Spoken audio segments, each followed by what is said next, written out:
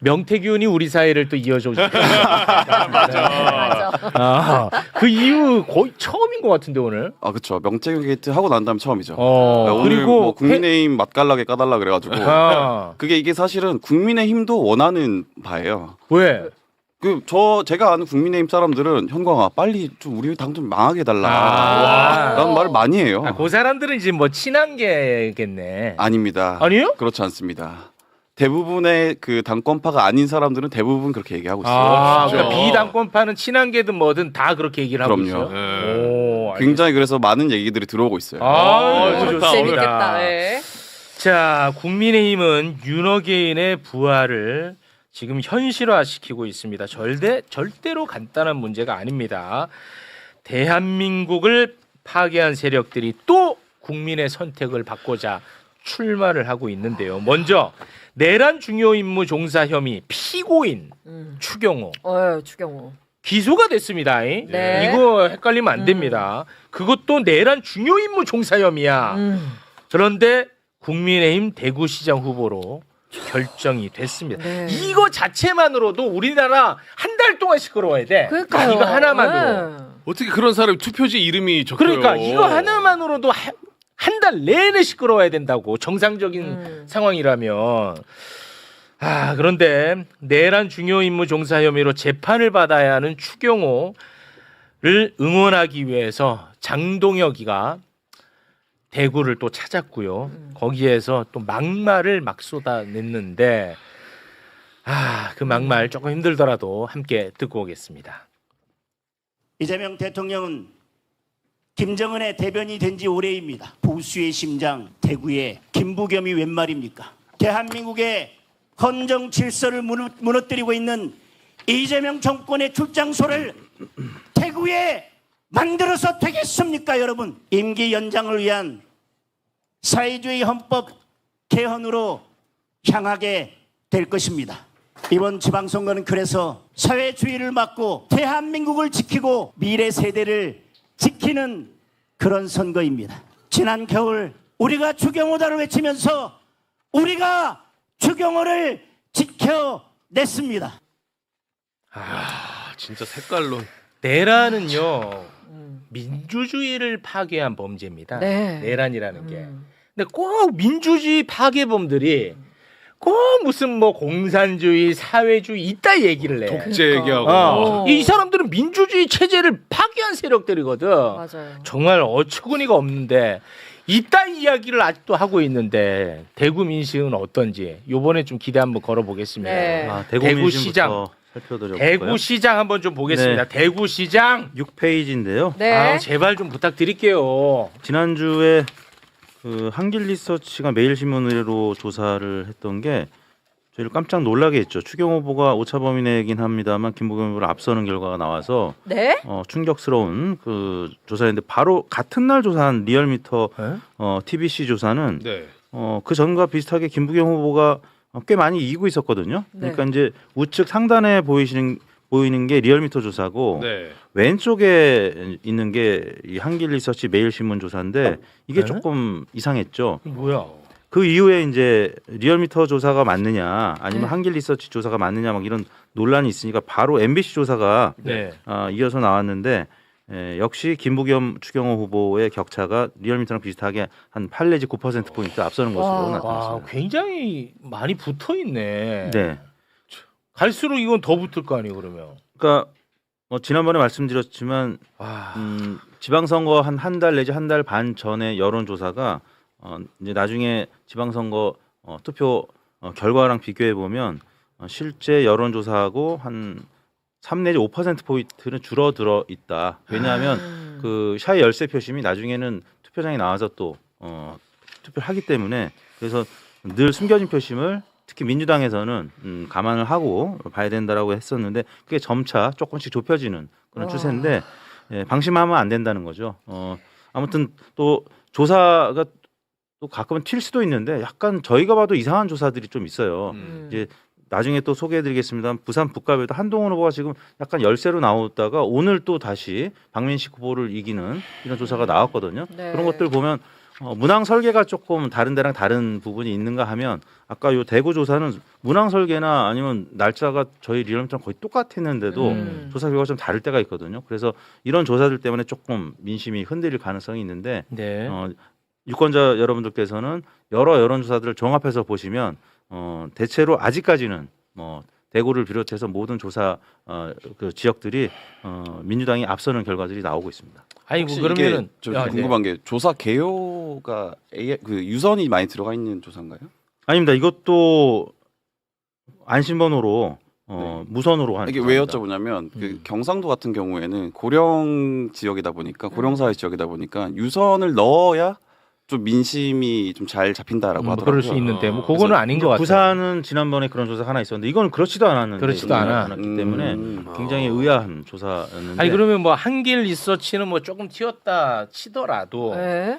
뭐 리얼미터나 뭐 MBC 여론조사만 봐도 저는 사실 이거를 어떻게 받아들여야 할지 제가 지금 정리가 안 됩니다. 근데 이게 내란 아마- 중요 임무 종사 네. 혐의 피고인이에요. 재판 받으러도 왔다 갔다 해요. 근데 이 지역이 대구 지역이 뭐 워낙 TK의 본고장 아니겠습니까? 보수의 심장이고 그러다 보니까 아니, 보수니까 얘기하는 거예요. 보수인데 어떻게 우리 나라 시스템을 무너뜨린 범죄거든요. 지난번에 내란은. 김문수 후보도 여기서 예상보다 많은 득표를 하고 네. 이재명 대통령도 당시 후보 입장에서 득표를 그렇게 많이 못했어요. 그러니까 여전히 대구는 난공불락이다. 와. 그래서 아 대구가 진짜 이 보수의 가치를 좀 한번 보여주겠어. 그러니까요. 이 보수가 뭡니까? 이 대한민국 시스템을 좀 지키자는 건데 이 시스템 무너뜨리는 혐의로 지금 재판을 받아야 돼요. 그러니까. 그래서 그나마 김부겸 후보니까 이 정도 나온다고 보셔야 됩니다. 김부겸 후보가 지난번 지난 지방선거 때 40% 이상 그렇습니까? 득표를 했기 때문에 지금 이재명 대통령이 아. 대구 영북 지역에서 뭐 60% 넘는 대통령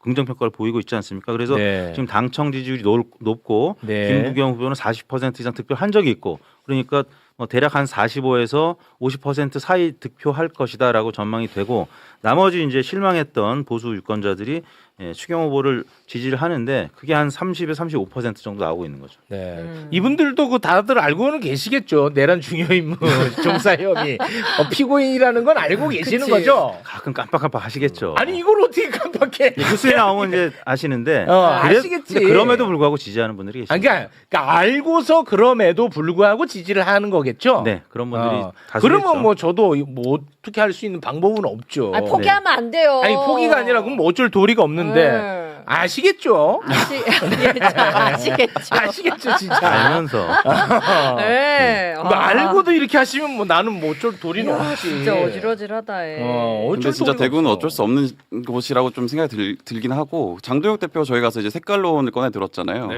그러니까 저도 저게 좀 이해가 안 돼가지고 그 보수 쪽에 있는 사람들한테 물어보니까 그런 얘기 하더라고요. 그러니까 이게 우리와 관점이 좀 다를 수 있는데 형아 나더라 외로운 사람이다. 그리고 곧 지나갈 사람이다. 그러니까 당 내에서도 장동혁 대표에 대해서 큰 기대감이 없는 거예요. 그러니까 당에서도 보수 유권자들에게 보내는 메시지가 잘 먹히지 않는다. 장동혁 대표 메시지가 네. 그렇게 판단하고 있기 때문에 그렇게까지 뭐 이렇게 뭐랄까 당의 입장이라고 말하기는 좀 힘들다. 예. 하지만 대구에서는 먹힌다. 네, 알겠습니다. 어찌됐든 간에 이게 워낙 좀 위태롭습니다. 이 수치 자체가. 네. 그래서 김부겸 후보가 이야기하는 것은 저에게 모든 것이 다 정답이다. 나와 조금 온도가 조금 차이가 날 만한 발언도 있을 수 있잖아. 네. 하지만 김부겸이 말하는 것은 다 정답이다. 저는 그런 스탠스로 가도록 네. 하겠습니다. 대구 민심을 지금 막 청취하고 돌아오신 분입니다. 박진영 교수님 어서 오십시오. 네. 네, 안녕하세요. 예. 전직 20년 대구 시민 박진영입니다. 네. 아, 대구 왜 이러는 거예요? 내란 중요 임무 종사 혐의 피고인 네. 추경호가 왜 이렇게까지 인기가 많습니까? 궁지에 몰린 쥐를 잡는 법이 이게 찔러서 잡는 법이 있고요. 바리케이트를 쳐서 가둬서 굶겨 죽이는 법이 있거든요. 근데 굶겨 죽이는 법이 더 좋았는데 우리가 너무 몰아붙이지 않았나 이런 좀 느낌도 그게 있습니다. 무슨 말이 몰아붙이지 않았나가? 내란 세력이라고 계속 하니까요. 자기들끼리 뭉쳐서 뭉쳐요? 네, 극단적인 저항을 하고 있는 상황인 거죠. 아니, 내란 세력을 내란 세력으로 지금 뭐라고 해야 돼? 저 세력 있잖아요. 아니 그거는 나는 있을 수 없는 일이에요. 저한테는. 아니 이제 대한민국 민주주의 체제에서 가장 큰 범죄가 일어났는데 그렇죠. 이거를 무슨 어떻게 이걸 내가 달리 설명해? 방법이 없어요. 이거는 저로서는. 근데 이제 선거는 또 좀 다른 것 같아요. 뭐 전문가 계시지만은 저는 이제 말씀드리자면은 이 지금 내란 문제를 우리가 최종적으로 처리하는 방식의 문제는 한편으로 보면 정치적인 것보다는 지금은 사법과 수사의 문제, 국회에서 하는 특검의 문제 이런 것들로 집중적으로 해결하는 것이 맞다라는 생각이 들고 대구에서 김부겸 후보가 내란이는 가는 것을 내란 세력 척결을 전면에 내세울 필요는 선거 전술 측면에서는 그러지 않아도 된다. 그 말씀을 드리려고 하는 거예요. 네. 아니 이번에 김부겸 후보가 이런 얘기는 하더라고요.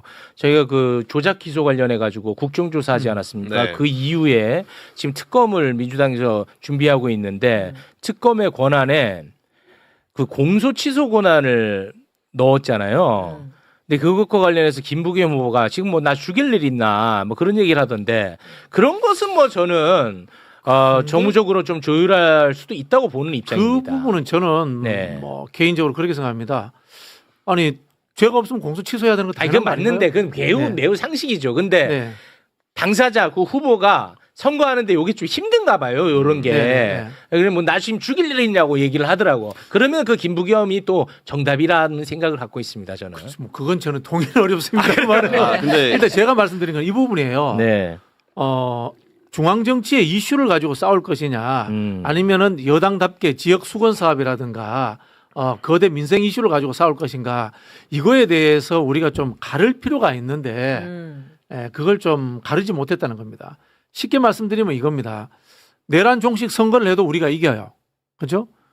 그런데 대구 같은 데를 생각하다면은 그거는 사법적 절차와 다른 지역의 중심으로 두고 영남 지역에서는 지역 수건 사업 위주로 여당 후보니까 해줄 수 있다 선거로 가도 네. 되지 않느냐. 네. 그 이슈 지금 만들었느냐라는 지적을 제가 하고 싶은 거예요. 아, 네. 알겠습니다. 근데 대구랑 부산 얘기를 들어보면 실제로 국민의힘 사람들이 그렇게 얘기를 합니다. 지금 이재명 대통령이 되고 나니까 공소 취소된다. 그러니까 공소 취소 특검에 대해서 굉장히 환영하는 입장이에요. 오히려 환영해. 국민의힘 쪽에서 그게 프레임이 잘 먹힌다라는 거예요. 잘 먹힌다는 거지? 그렇죠. 거봐. 그러니까 이번에 청와대에서도 사실 공소 취소 관련해서는 공소 취소 특검 관련해서는 수기해야 된다라는 그렇습니다. 메시지가 나오잖아요. 맞아요. 그게 연결되는 겁니다. 예. 그러니까 제가 자꾸 말씀드리는 게 특검에 옳고 잘못됐다 이걸 따지지 말고 따지는 것 자체가 프레임이 되니까 다른 메가 이슈를 던져달라 이야기를 하는 거예요. 네, 알겠습니다. 특히 이제 대구는 더 그렇게 해야겠군요. 그렇죠. 네, 알겠습니다. 자, 추경호의 지역구 대구 달성군이 이제 보궐선거 치러야 되겠죠. 추경호가 이제 출마하니까. 그렇습니다. 네. 근데 국민의힘은 그 달성군에 또 결국 윤호긴 이진숙을 또 단수공천. 이 사람을 완전히 지금 인내심 테스트를 합니다. 결국 자, 이진숙은 윤호기인이야, 첫째. 네. 둘째, 대한민국 방통위를 엉망으로 운영했던 사람이야. 네, 2인이 2인 체제에서 네. 갖고 지금 사법부에서 다 바로잡히고 있어. 너가 다 틀렸다고 지금 대한민국 사법부가 이야기를 하고 있는데 이런 자가 또 단수공천을 받았습니다. 이런 얘기를 하지 말라는 거잖아요. 근데 저는 해도 됩니다. 해도 됩니까? 해도 됩니다. 돌아보. 난 정말 이거 그러니까 이진숙이가 이거 약속 받고 자기가 백의종군 한다느니 눈물 질질질질 흘리면서 보수 언론에서 칭찬 받고 했던 거 아닙니까 그러면? 이게 선거라는 것이 정책 비전이라는 것이 존재하고 그다음에 전략 전술이라는 것이 존재하고 이게 따로는 구분되기도 하는 거잖아요. 이렇게 보시면 될 것 같아요. 이진숙을 왜 공천하느냐. 일단 당내 문제에서 극우들의 지지를 지속적으로 유지해야 되니까 장동혁은 또 이진숙을 공천한 겁니다. 그런데 선거 전략의 측면으로 보면 이진숙을 공천하면 일단 극우층이라도 결집해요. 그렇지 않습니까? 그런데 이진숙을 통해서 극우층이 결집하면 또 하나의 약점은 또 존재하죠. 중도라든가 합리적 보수들은 또 결집하지 않는다라는 약점이 존재하는 겁니다. 그 틈새에서 우리가 어느 프레임을 치고 막아내야 된다라는 말씀을 드리는 거고요. 인물의 측면에서 보자면은 대구는 두 인물이 중요합니다. 네. 이진숙과 주호영입니다. 이진숙까지는 가는 거예요.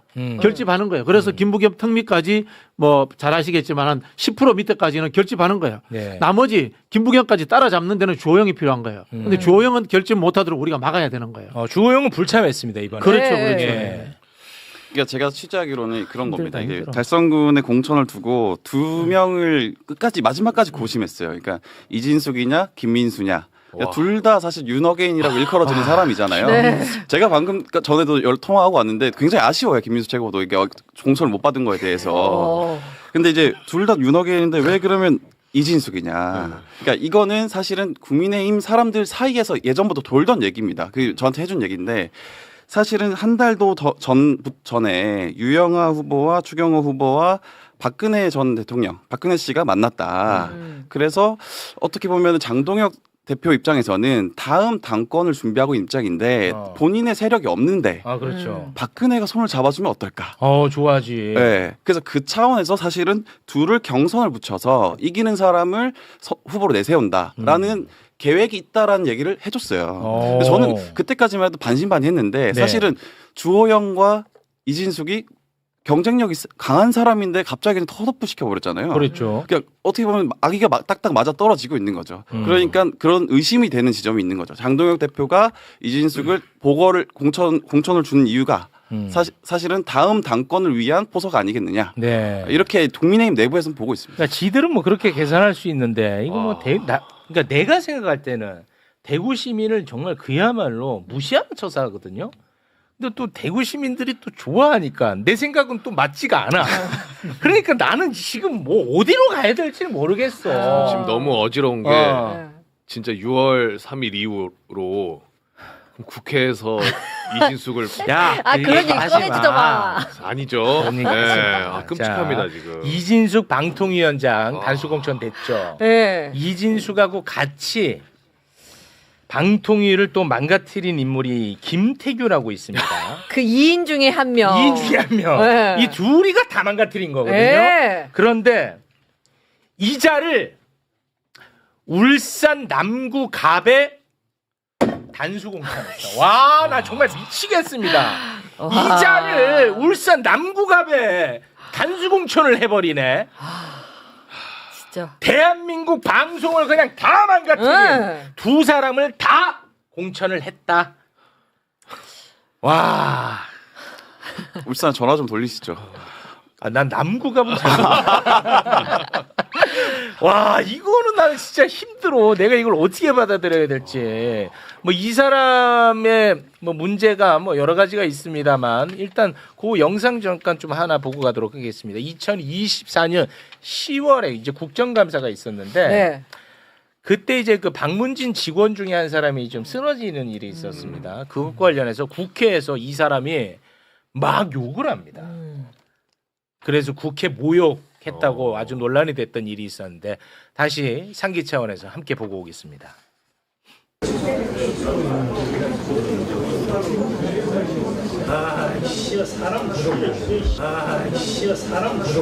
와, 국회에서 국회다잉. 네.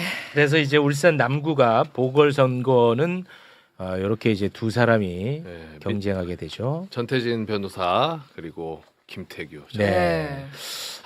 이거 전태진 후보가 못 이기면 이건 진짜 안 돼요.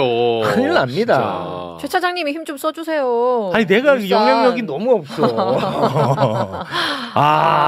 그때 우리가 그 전태진 후보 한번 모셨었잖아요. 그렇습니다. 에너지를 좀 더 끌어올리셔야 돼. 끌어올려야 돼. 예. 야, 근데 확실히 한 번이 부족하다고 느껴진 게 이렇게 얼굴을 보니까 그때 생각이 나지 이름이 잘 이게 익지가 않아. 네, 전태진 예. 익지가 않아. 전태진. 그때 삼행시 뭐였었죠? 마지막은 전태일 아니고 전태진이었고요. 전태일 아니고 전태진. 네, 전국에서 이렇게 멋진 분이 뭐 있을까 뭐 이런 식으로 시작을 했던 거 같아요. 포인트는 태화강. 태화강이 나은 정치. 태화강. 좋았어요. 울산을 흐르는 강, 태화강, 전태진. 네네. 그렇게. 전태진. 전태일 아니고 김태규한테 전태진. 치면 이거는 있을 수 없는 그래, 이건 그런 지면 생각. 안 됩니다. 지금 공천 어마어마하죠. 네. 자, 그리고 윤석열의 호위무사가 또 한 명 있었어요. 네. 그게 누구냐? 바로 이용이라는 사람입니다. 이용? 이용. 네. 그러니까 대표적 윤어게인이죠. 이건 뭐 윤어게인이냐. 그런데 하남 갑에 단수 공천이 되어버렸습니다. 또 단수 공천이에요. 예. 네. 자, 그래서 하남 갑 후보자 한번 좀 볼까요? 민주당 이광재 후보 그리고 국민의힘은 방금 얘기해 주신 것처럼 이용 후보입니다. 여기 민심 어떻습니까? 네, 우선 지난 총선 때 12페이지인데요. 하남 갑의 조사 결과를 보시면 투표 결과를 보시면은 뭐 여러 번 언급했습니다만은 추미애 후보가 이용 후보를 겨우 이겼잖아요. 겨우 이겼어. 50.58 대 49.41%였고 와. 지역별로 보면 감일동에서 딱 한 지역만 이겼고 나머지 와. 지역 다 이용 후보가 이긴 지역입니다. 와. 그리고 이제 뭐 관내 사전 투표하고 재투표 빼면 또 거소 선상 투표에서도 이용 후보가 이겼고 그래서 굉장히 어려운 지역이에요. 근데 이 지역을 미디어 토마토가 뉴스 토마토 의뢰로 지난 1일 조사를 했습니다. 제발, 가장 제발. 최근 조사인데 제발 11페이지입니다. 제발. 네, 이광재 후보가 이용 후보를 8% 포인트가량, 8.6% 포인트가량 이기는 걸로 나왔고 적극 투표층에서는 크게 56.4 대 32.4로 많이 이기는 것으로 나타났습니다. 아, 요거는 그래도 좀 다행이네. 이길 거예요. 그 이긴 도시 지역 한 군데가 이제 신도시 지역이거든요. 네. 거기서 인구도 많고 몰표가 나와서 이길 거고요. 사실은 이 지역은 이광재 후보가 당선되고 난 이후에 선거구 획정 다시 해야 됩니다. 저기 게리맨더링 된 곳이에요. 철저하게. 아, 철저히. 원래 저기가 이용 지역군데 두 개로 나눠졌잖아요. 그 이용 입장에서 봤을 때는 민주당 표 나올 만한 것을 완전 뚝 떼가지고 따로 주고 자기 이길 만한 지역을 억지로 하나 만든 거예요. 와. 이게 지역적으로 이게 근접성에 문제도 있고 하기 때문에 나중에 국회에서 이 선거구 획정 재조정해야 되는 지역이에요. 아, 이건 뭐 하남갑이 아니라 이용갑이네. 그렇게 보통 현역 의원들이 그렇게 합니다. 와. 그래서 공천을 뭐 잘했다고 사후적으로 좀 평가받을 수 있는 게 사실 이 지역 굉장히 어려운 지역인데 다른 후보가 오는 것보다 또 이광재 후보가 경쟁력이 있고 강원도에서 아름다운 또 아름다운 양보하고 양보 희생. 네. 그래서 이 지역은 뭐 추미애 경기도지사하고 같이 후보하고 같이 러닝메이트로 이광재 후보가 여기서 하남갑에서 열심히 뛰면 네. 승산이 있는 지역 중에 하나로 분류가 되고 있습니다. 아, 이광재 후보는 진짜 이거 아름다운 희생과 양보. 아, 저는 그 생각할 때마다 아주 미치겠습니다. 그 옛날 낭만파 정치 낭만파야 아직까지 이광재. 남아있는 뭐 그런 분으로 보시면 될 것 같고요. 네. 그 2022년 대선 경선 때 잠시 나왔습니다. 그리고 떨어졌거든요.